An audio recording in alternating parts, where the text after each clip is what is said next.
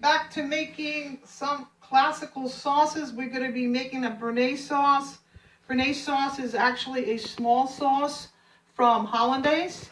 What I want to show you is I have a Béarnaise reduction, which I did from making crushed peppercorns. Chervil, I substituted parsley. So there's tarragon, parsley. There's also shallots and peppercorns that had been crushed and also chopped with some fresh tarragon, which I got. And what I did was I reduced it down with some water, some white wine vinegar. Okay, and what I did was I strained it, and I have this reduction, which is right here. And this is what I'm going to actually use inside my bowl today to make the Béarnaise sauce. So the Béarnaise sauce is going to be just like making the Hollandaise sauce. We're going to use our reduction liquid right here. And we're going to also be using the ingredients that I just mentioned. And this is all going to go together with the egg yolks. After I do that, I'm going to mix them together and pretend like we're making Hollandaise sauce, okay? So for every yolk, it's a ½ ounce of liquid. And that would be our reduction, which we have here, okay? I also have my lemon juice to stop the cooking. I have ground white pepper. I also have cayenne pepper, and I have salt, and I have my fresh chopped tarragon. Okay, if you don't have fresh tarragon, you could use dry, but it's not going to be the same. So you want to be very careful, right, when using dry herbs because they're a lot stronger. Okay, here I go. I have my water simmering, so I've set up a bain-marie here. All right, make sure your water's only simmering. It should not be boiling. You can use a towel. And what we're going to do, folks, is we're going to have our clarified butter ready right here, which is 140 degrees. At home, what I do is I simply made it the night before, and I warmed it up in my microwave oven. You can also warm it up in a pot. So here I go. I'm going to pretend I'm making Hollandaise sauce.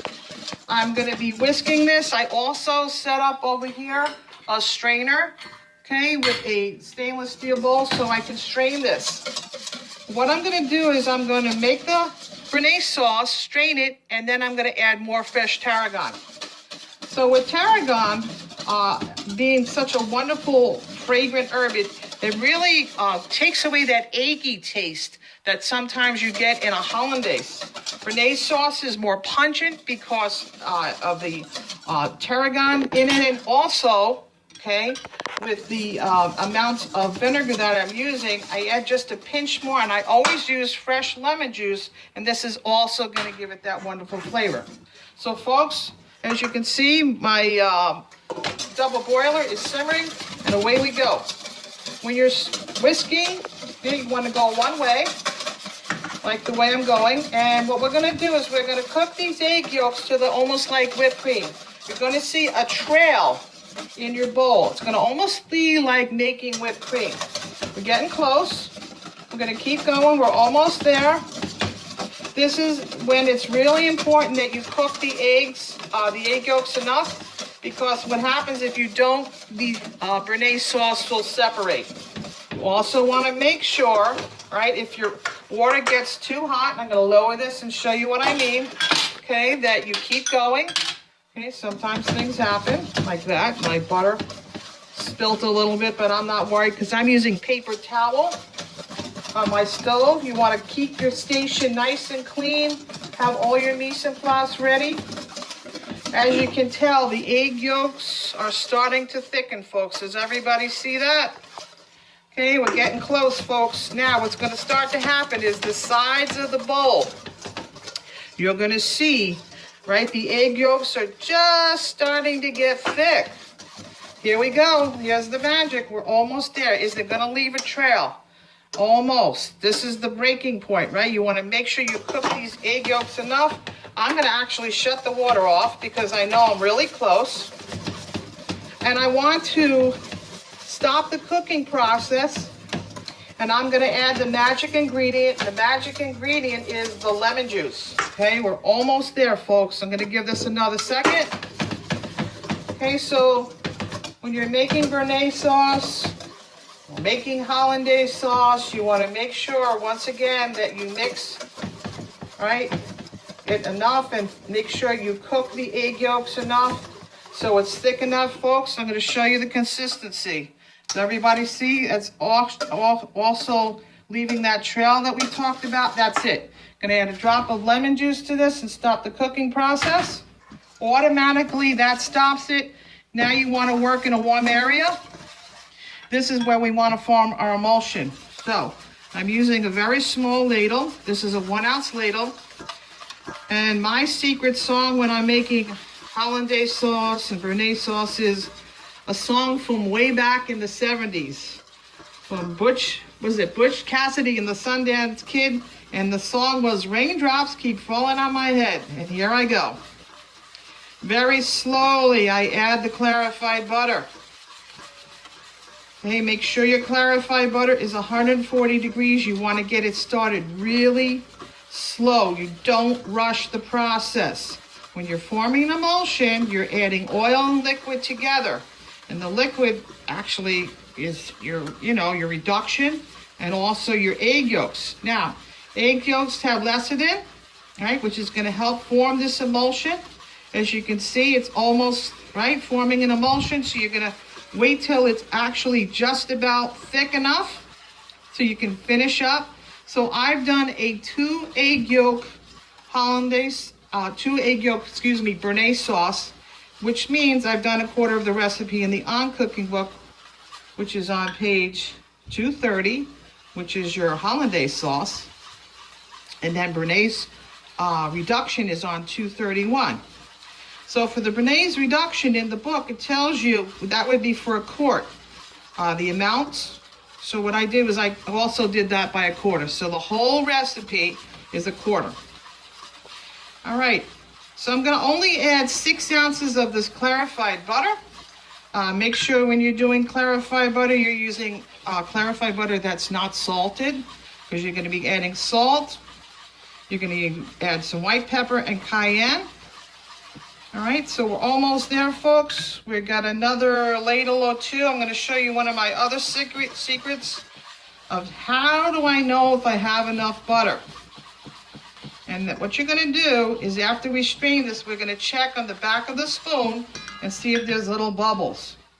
One of the jobs I had was making a gallon of Béarnaise sauce every night for the grilled filet mignons, which I used to cook when I cooked at a big hotel on Long Island. I'm not going to mention the name, but I was a very busy lady in that kitchen. Okay, and it was the only 5-star hotel on Long Island. All right, we're almost there, folks. So now, all right, you'll notice, all right, I'm going to stop stirring right now. I'm going to stop adding the butter. I want to let you guys see what it looks like. What I'm going to do is I'm going to strain this next. So I'm going to do that right over here. Wait 1 second, folks. Thank you. I'm going to do it like this. Okay, we're going to just bring my rubber spatula now. Look how thick that is, folks.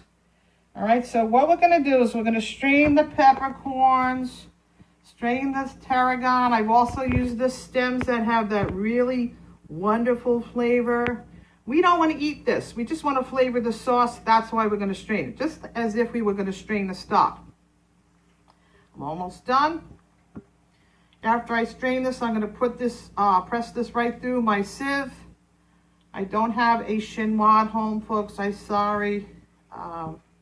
Remember, folks, we're making something at home. I do have a lot of professional equipment, and you can buy a lot of that in a restaurant supplier. One of the restaurant suppliers that I go to is Globe Equipment, and that's in Bridgeport. Tim is fantastic. I've known him for about 20 years now, and he has great equipment. So a lot of this equipment that you see, my sheet trays, my ladles, my stainless steel bowl, all this stuff you see, I bought there. Okay, we're almost done straining. This is what you want to do. You see this very bottom here in the sieve? That's where all the flavor is. okay? So you want to make sure that you get all of that. And then this is another secret. I make sure I come back on the other side and I strain that also. Okay, so I'm done with that.